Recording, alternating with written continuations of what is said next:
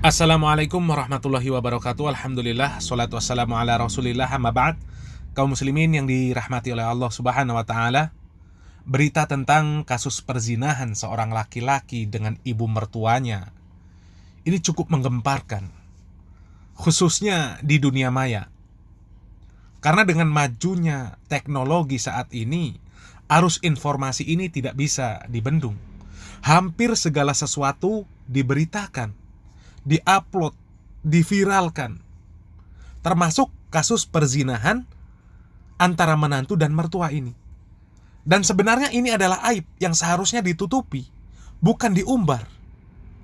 Terlebih kasus ini terjadi antara laki-laki dan perempuan yang mempunyai ikatan mahram, bahkan mahram yang abadi. Karena setelah terjadinya ijab qabul, maka mertua itu menjadi mahram mu'abbad.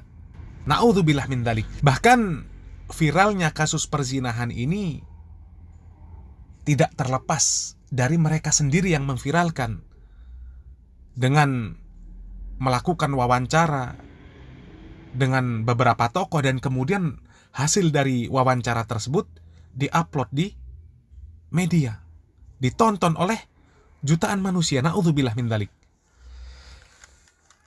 Akan tetapi dengan viralnya kasus perzinahan ini menjadi pelajaran besar bagi kita semuanya kaum muslimin, bahwasanya fitnah wanita itu adalah fitnah terbesar kaum laki-laki. Terbukti bahwa begitu mudahnya seorang laki-laki tergoda dengan seorang perempuan meskipun sudah tua. Karena syaitan ini benar-benar menjadikan wanita sebagai sarana untuk menjerat kaum laki-laki, melemahkan agama kaum laki-laki, membutakan mata dan hati kaum laki-laki. Sehingga perzinahan ini terjadi di mana-mana. Rasulullah SAW telah mengingatkan kita di dalam hadisnya agar kita ini berhati-hati dengan perempuan atau wanita. Rasulullah SAW bersabda, "Fattaqud dunya wattaqun nisa." Berhati-hatilah kalian terhadap dunia dan berhati-hati terhadap wanita. Fa inna awwala fitnati bani Israil kanat fin nisa. Karena fitnah yang pertama kali terjadi pada Bani Israel adalah karena wanita. Di dalam hadis tersebut Rasulullah SAW memberikan penekanan terhadap fitnah wanita. Fattaqud dunya wattaqun nisa. Padahal wanita ini termasuk di dalam dunia itu juga. Akan tetapi Rasulullah SAW menyebutkannya secara khusus karena begitu besarnya fitnah wanita. Dan Rasulullah SAW menjelaskan bahwa awal dari fitnah yang menimpa Bani Israel adalah karena wanita. Padahal yang kita ketahui bahwasanya Bani Israel mereka adalah orang-orang yang cerdas. Mereka orang-orang yang pintar. Tidak bisa dikatakan orang-orang yang bodoh. Mereka berilmu. Bahkan di dalam Al-Quran dikatakan mereka ini adalah orang-orang Bani Israel, kaum Nabi Musa dan Nabi Isa. Mereka mengenal Rasulullah SAW seperti mereka mengenal anak-anak mereka. Begitu kenalnya dengan Rasulullah SAW. Di dalam surat Al-Baqarah, Allah Subhanahu wa taala berfirman, "Alladzina atainahumul kitaba ya'rifunahu kama ya'rifuna abna'ahum." Orang Yahudi dan Nasrani yang telah diberikan Alkitab, yaitu Taurat dan Injil. Artinya kaum Nabi Musa dan Nabi Isa mengenal Muhammad sallallahu alaihi wasallam kama ya'rifuna abna'ahum, seperti mereka ini mengenal anak-anak mereka sendiri. Dan Rasulullah sallallahu alaihi wasallam bersabda di dalam hadis yang diriwayatkan oleh Al-Bukhari dan Muslim, "Ma taraktu ba'di fitnatan adarra 'alar rijali minan nisa." Aku tidak meninggalkan satu fitnah pun yang lebih membahayakan para laki-laki selain fitnah wanita. Jadi begitu banyak hadis-hadis yang mengingatkan kaum muslimin agar berhati-hati terhadap wanita. Wanita itu aurat. Apabila wanita keluar dari rumahnya, maka syaitan itu mengincar wanita tersebut. Syaitan menginginkan agar wanita ini menjauhkan para laki-laki di luar sana dari agama mereka. Maka dibisikkanlah para wanita ini oleh syaitan untuk berhias sebelum keluar rumah. Dibisikkan agar wanita itu mengumbar aurat mereka.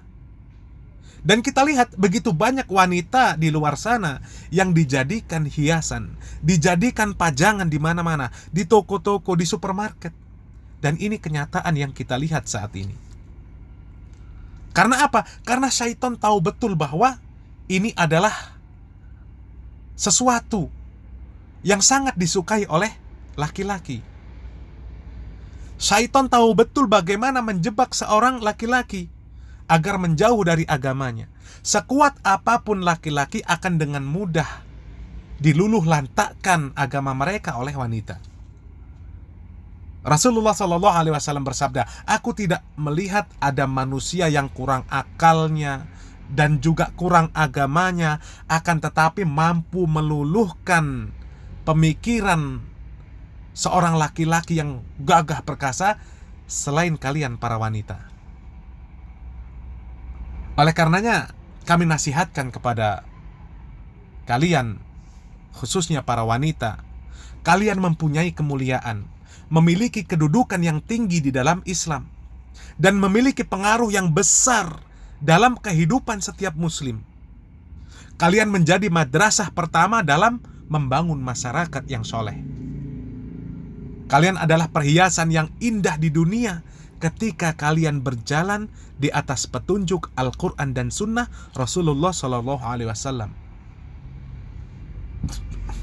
Oleh karenanya, jagalah diri kalian. Jangan sampai diri kalian, keindahan kalian dijadikan oleh syaitan sebagai alat, sebagai sarana untuk menjebak laki-laki, meluluh lantakkan agama laki-laki. Dan begitu juga para laki-laki. Laki-laki dengan segala kewajiban yang telah diembankan kepada kalian, terutama bekerja, mencari nafkah, keluar dari rumah, bertemu dengan banyak manusia, melihat perempuan, bahkan berurusan dengan banyak perempuan. Jagalah pandangan kalian. Kalau kalian mengumbar pandangan mata, maka kalian telah mengumbar syahwat, sehingga mata pun bisa berzina.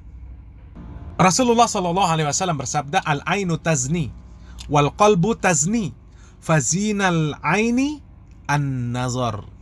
Mata itu berzina, hati juga berzina. Zina mata adalah dengan melihat yang diharamkan oleh Allah Subhanahu wa taala, dan zina hati adalah dengan membayangkan sesuatu yang memicu syahwat yang dilarang oleh Allah Subhanahu wa taala. Wal farju yusaddiqu ma hunalika aw yukadzibuh. Sementara kemaluan membenarkan atau mendustakan semua itu.